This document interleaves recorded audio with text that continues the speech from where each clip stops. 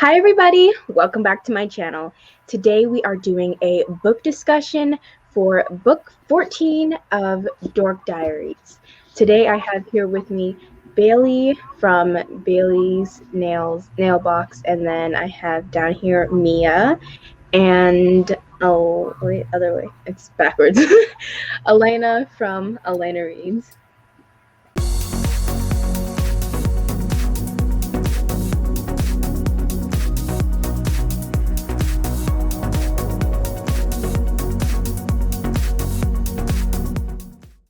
What did you think about the first altercation in the book when Nikki missed Trevor Chase's call? And have you ever had a sibling do that to you? Okay, so I thought it was going to be in shock because I thought that it was over for her. Like it was done because that was a person.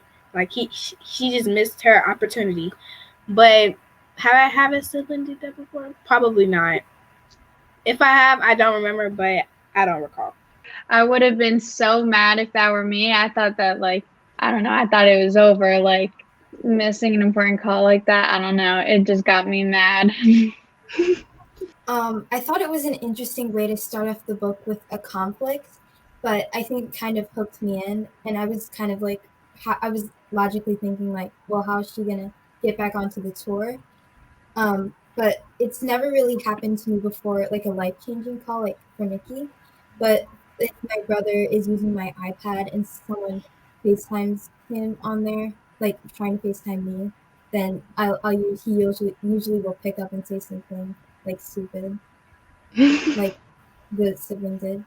Yeah, so I also thought that it was going to be over, but I was like, well, there's still like 200 pages left, so I know they get on the tour at some point. That's true. But I was like, I don't know how she's gonna like fix this. But that has kind of happened to me before because I share a phone with my brother, which is why it has a case on it that says "Don't touch my phone" because that's his case.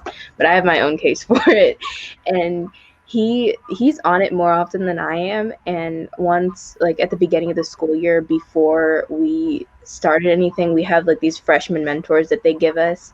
And my freshman mentor, they texted and they were like, "Hi." They're like, "Hi, I'm so and so, and I just want to introduce myself, and I'm going to be calling you at such and such a time." And he was like, "Who dis?" And then the person was like, and then I finally read the text message because it said read. It just like went down in the contacts. So, and then I was like, wait, oh my gosh, David, this is supposed to be my freshman mentor. And he had like said that to me. I was like, oh, I'm so sorry. My brother had my phone and he was like being stupid or whatever. But then they called and it was fine. I would be so heated. Me and my brother used to share like an iPod a while ago. Me and my brother used to share a phone too a while ago too. I don't like it.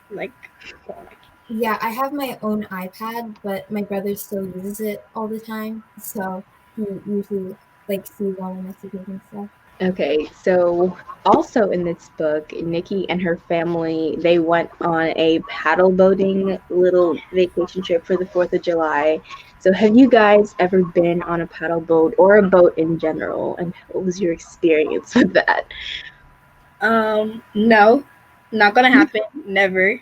I can't see myself doing that because, I mean, all the movies I've seen, it's seen that there's alligators in there. It's big fish. They fall over into the water. It's like the scariest part. Like I don't care about getting wet because like it doesn't really matter. But like it's just like the animals in the water that terrify me the most. But I mean, if I still can't really see myself doing that unless it's with a special family member. I don't know, but I still can't see myself doing that. My family, we used to own a boat, but then like it just wasn't. We had no use for it, and it just we sold it. We used to go on boat rides at a bay, and I used to think that there was like sharks and jellyfish, even though like there's nothing there. But yeah, it's fun. I've paddleboated on my cousin's boat before, but yeah, like Nikki described it, it was kind of cool to see how my legs were doing, like pushing it through the water and doing all this work. But like I would also be kind of swimming in the ocean, and not the ocean, but it's water and all the. It's not the animals that scare me, but it's like the seaweed and stuff that kind of grosses me out. Hmm. I agree with that, 100%. Period. Yeah. I'm always scared that I'm gonna like step on a crab or something and something's gonna attack me. Like I'm Yes. always afraid I'm gonna step on something. And see, my brother, he used to show me this, like he had this book of terrifying sea creatures, and he would show me all these things and make me end up scared to actually go in the water and Wow. do anything. It's like if you step on this like super camouflage jellyfish, then you'll die in 2 seconds because it's so poisonous. Oh my But god. I go to the beach a lot during the summer because I live in a beach town, and like I would always used to get scared of like For real. going in the water when I'd go in the ocean. Let me tell you. So one time I went to the beach over the summer, and we saw a jellyfish, and it was like on the shore. It wasn't like in the water. It was on the shore. And me and my friend ran so far back to like our seats because it was so scary, and like we almost touched it. It was terrifying. Oh my God. Was it moving? Yes, it was moving. Like it was like the waves were moving it, but it was moving too. And like people were still in the water. They was enjoying it and everything. And I was like, we gotta go. there's jellyfish in Florida? Yes. I know, right? That's scary. And see, I think I actually have been to the beach in Florida before, and I wouldn't know if there was a jellyfish there. So I have, Are I nice though. yeah, it is nice. I have been paddle boating before, but I will tell you, it was so slow. And I think I don't know if it was two of us or four of us paddling, but I went with my two friends, and like there were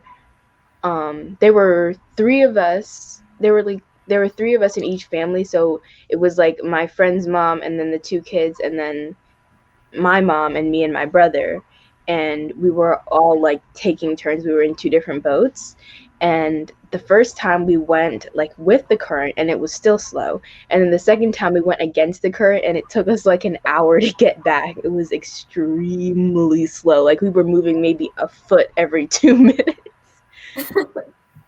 Wow. Well, paddleboating is also a lot of strength because you Mhm. gotta do that. So I mean, Oh my god, I'd bail anytime after you get 2 minutes. I'm so weak. I mean, for me, it was with my uncle and my cousin, and three of us was kind of pushing it along. But I feel like without my uncle, it would probably go much slower. see if I ever tried it, but won't happen. I probably would have if we hadn't moved a foot in 2 minutes. I would have jumped out that water and swum to the shore. Can't do that But because see, we we could were be there all day. the Potomac is so dirty. Like the water is literally brown. Not just because of the mud down there, it's just so polluted. That's Yeah, Like I don't even think fish want to live in there. I've never seen a fish in the Potomac. Oh, climate change, it's so bad and sad for all the Mhm. animals. yeah. Yeah, it was really gross. It was like almost not like a swamp, but it was definitely not something you'd want to swim in. wow. Mhm. There were like some birds, like it was kind of like a wildlife-ish tour kind of a thing because there were like birds and turtles, and we saw these turtles. They were like on a log, and then every now and then one would just like jump off. Like I didn't think turtles could jump, but like they didn't just like slide off the log. They would literally launch themselves into the water. And we thought turtles were slow. Okay. I Okay. thought that was a tortoise. Like the way they move, I've seen them move before, but like they do act a little bit slow compared to other animals. Yeah.